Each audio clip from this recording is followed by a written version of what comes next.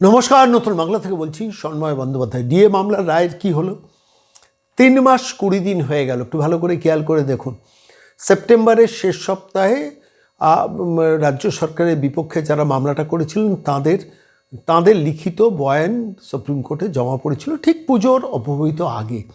তারপর অক্টোবর গেছে, নভেম্বর গেছে, ডিসেম্বর গেছে এবং শেষ পর্যন্ত 20 দিন অতিক্রান্ত। 3 মাস 20 দিন অর্থাৎ 110 দিন অতিক্রান্ত হওয়ার পরও এখনও ডিএ মামলার রায় বেরোলো না কেন?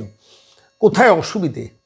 আপনারা যদি একটু ভালো করে খেয়াল করে দেখেন, জাস্টিস সঞ্জয় কারোলের বেঞ্চ, জাস্টিস প্রশান্ত মিশ্র বেঞ্চ তারা দীর্ঘ শুনানি পরপর শুনানি করেছিলেন এবং সেখানে দাঁড়িয়ে জাস্টিস সঞ্জয় কারোল রাজ্য সরকারকে বলেছিলেন যে আপনারা অন্তত 50% ডিএ, বকেয়া ডিএ মিটিয়ে তারপরে আপনারা আদালতে আসুন। রাজ্য সরকারের আবেদন মোতাবেক শেষ পর্যন্ত সেটা 25% নামে।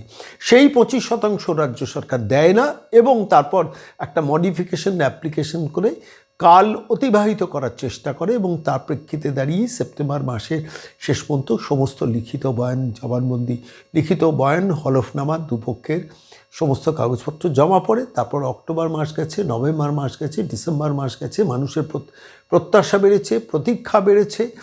প্রত্যেক দিনই মনে হচ্ছে কাল বাদে পরশু, পরশু বাদে তরশু, তারপরের দিন অন্তত শেষ পর্যন্ত সরকারি কর্মচারীদের দীর্ঘদিনের এই অবহেলার অবসানটা হবে, কিন্তু সেটা হয়নি।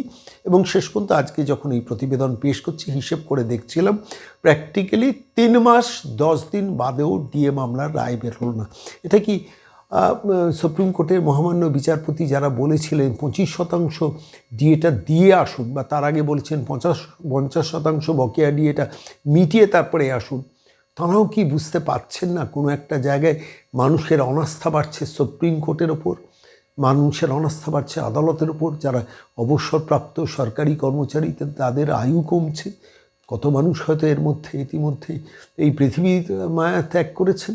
সেই পরিস্থিতিতে দাঁড়িয়ে যে মানুষ অসংখ্য দিন একটা সরকারের জন্য সময় ব্যয় করেছেন, সেই মানুষটার এই প্রত্যাশাকে দীর্ঘদিন ধরে দীর্ঘায়িত করার কোনো অধিকার কি সুপ্রিম কোর্টের আছে? সুপ্রিম কোর্টের প্রতি আস্থা রেখেই বলছি, বিচারপতিদের বা বিচার ব্যবস্থা সম্বন্ধে মানুষের অনাস্থা বাড়াটা কি ঠিক?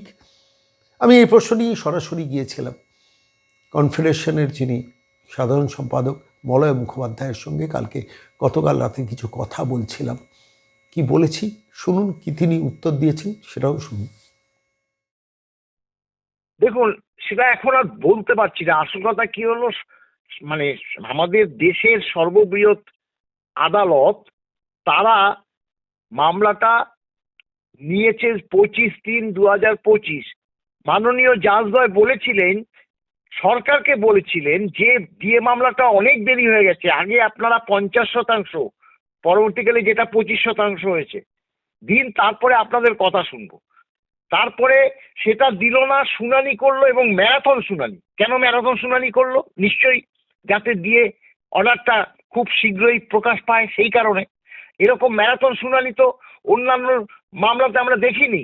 ওয়েস্ট বেঙ্গল থেকে এমন কোনো মামলা গেছে পরপর 4 দিন শুনানি হয়েছে বলে আমাদের জানা নেই। তাহলে সর্বোচ্চ আদালত কেন এত সত্বর শুনানি করেছিল? ফেলে রাখতো তাহলে। আমার মলাদা একটা প্রশ্ন আমার মনে যাচ্ছে, সেটা হচ্ছে জাস্টিস সঞ্জয় কারোল তো সম্ভবত এই মামলার মূল বিচারপতি ছিলেন। তিনি তো বলেছিলেন রাজ্য সরকারকে যে আপনারা 25% দিয়ে তারপরে আসুন। একদম তাই, সেই কথাটা বলছি, সেটাই তো বলছি। সেটা সেই এপ্রিল মাসে কথা বলছে। তাহলে তারপরে সেটা মানে অর্ডারও করলো, জুন মাসে সেটার অর্ডার হলো, সেটা সরকার দিল না, এমএ করলো। সরকার তো চাইবেই, মামলাটাকে ডিলে করতে এবং ভোটটা পার করে দিতে। না, তাহলে বিচারপতিরাও কি, মানে আমি বলছি বিচারপতিদের নিয়ে কোনো প্রশ্ন করা যায় না, কিন্তু বিচারপতিদের নিয়েও তো মানুষের প্রশ্ন মনে যাচ্ছে যে তাহলে আপনি কেন দ্রুত মানুষকে 25% মিটিয়ে 50% মিটিয়ে আসতে বলেছিলেন? আজকে আপনার মনে হচ্ছে না যে কত অসংখ্য অবসরপ্রাপ্ত সরকারি কর্মচারীদের দীর্ঘশ্বাস এবং জীবনের আয়ুটা ক্রমশ শেষ প্রান্তে এসে পৌঁছচ্ছে? আজকে বিচারপতির মনে হচ্ছে না ইন্টারিম অর্ডারটা দিয়ে ফাইনাল অর্ডারটার দিকে যেতে পারতেন না?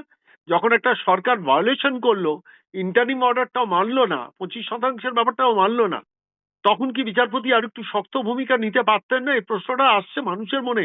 আমি বলছি অবসরপ্রাপ্ত কর্মচারীরা প্র্যাকটিক্যালি মাঝে মাঝে আমাদের দপ্তরে ফোন করেন বলে আমি সেই প্রশ্নটাই করছি। আমি বিচারপতিদের প্রতি কোনো অনাস্থার জায়গা থেকে প্রশ্ন করছি না, কিন্তু মানুষের মনে যে প্রশ্নটা উঠছে যে তাহলে বিচারপতিরা ওই 25% দিয়ে আসুন কথাটা বলেছিলেন কেন?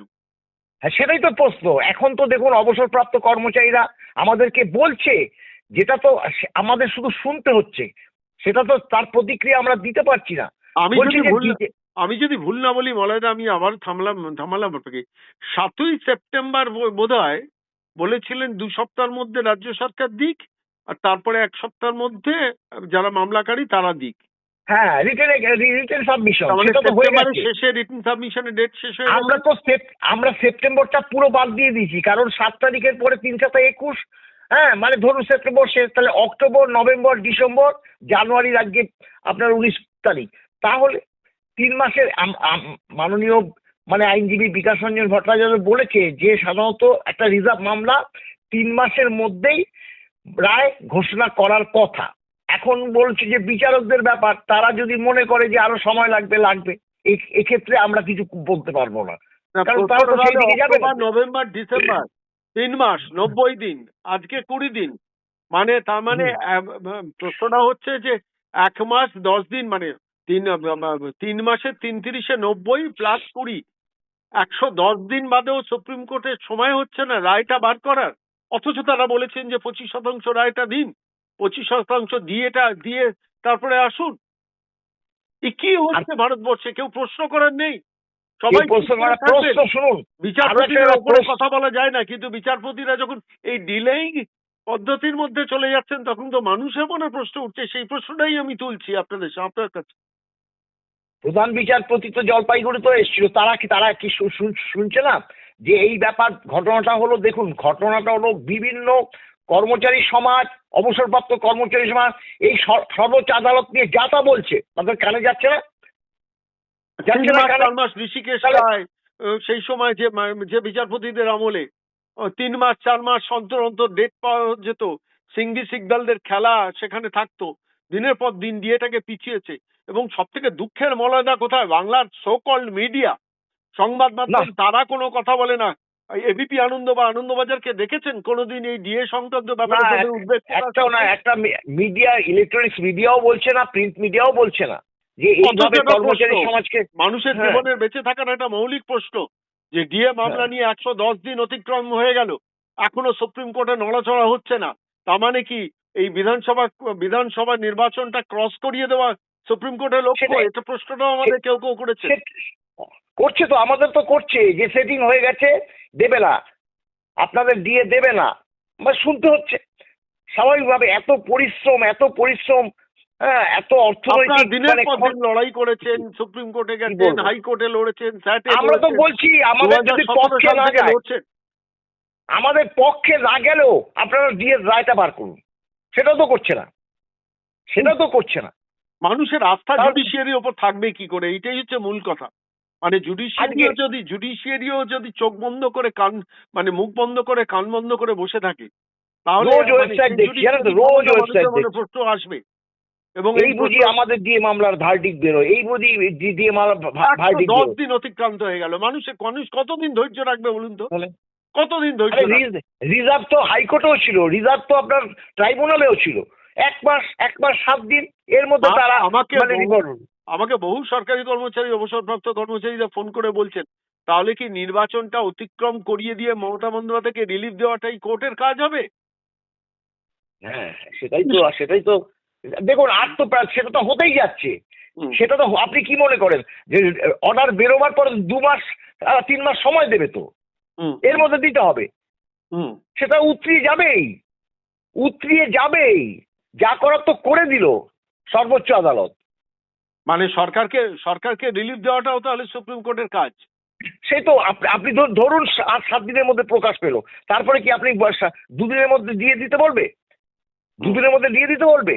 তখন বলবে 2 মাস সময় দিলাম, তার মধ্যে দাও, হয়ে গেল নির্বাচন ডিক্লিয়ার হয়ে গেল। তাহলে মানে যা করার ক্ষতিটা করে দিয়েছে, এই হচ্ছে অবস্থা।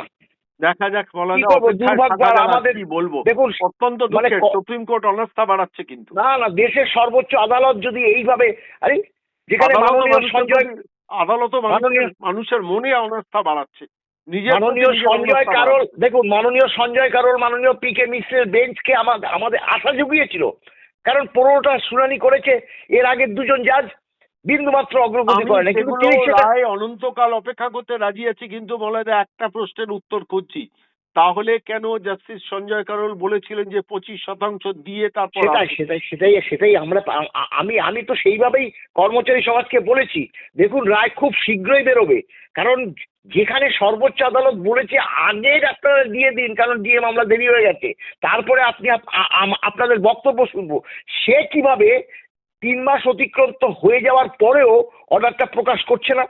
আমরা তো সমালোচনা করতে পারি, সেই অধিকার তো আমাদের গণতন্ত্র দিয়েছে, তারা তারা তারা বিচারক হতে পারে, তার জন্য আমরা কি মুখ বুজে সবসময় থাকবো নাকি? আমাদের তো সাধারণ কর্মচারী সমাজ নিয়ে আমাদের চলতে হয়, আমাদের অবসাপ্ত কর্মচারী সমাজকে নিয়ে চলতে হয়, স্বাভাবিকভাবে তাদের যে ক্ষোভটা, সেই ক্ষোভটা সম্বন্ধে আমরা যদি মিউ মিউ করি, তাহলে তো তারা আমাদেরকেও বলবে যে মলয়বাবুরা কোনো সরব হচ্ছে না। কেন সরব হচ্ছে না? আমরা সরব হচ্ছি, আমরা যেমন বলেওছিলাম যে মাননীয় সঞ্জয় কারোল, পি.কে মিশ্র খুব অল্প সময়ের মধ্যে শুনানিটা শেষ করেছে, অতএব অল্প সময়ের মধ্যে আমাদের যে রায়টা প্রকাশ পাবে। আজকে 3 মাস 20 দিন হয়ে গেল, এখনো কোনো উচ্চবাচ্য নেই, কেন হবে না? এ তো আর সহ্য করা যাচ্ছে না। আর আর আর যেটা হচ্ছে, বর্তমান সরকার যে আমাদের এইভাবে দিয়ে মেরেছে, আমরা তো চেয়েছিলাম যে বর্তমান সরকারের আমলেই যাতে অর্ডারটা হয়, কিন্তু এখন দেখা যাচ্ছে বর্তমান সরকার পরবর্তীকালে নির্বাচনে ঢুকে যাবে, নির্বাচনে কি হবে না হবে সেটা পরবর্তীকালে ব্যাপার, কিন্তু তাহলে আমরা নির্বাচনের আগেও ডিএ যে পাবো তার কোনো নিশ্চয়তা নেই, পরিষ্কার কথা, কর্মচারী সমাজ সেটা বুঝতে পেরে গেছে।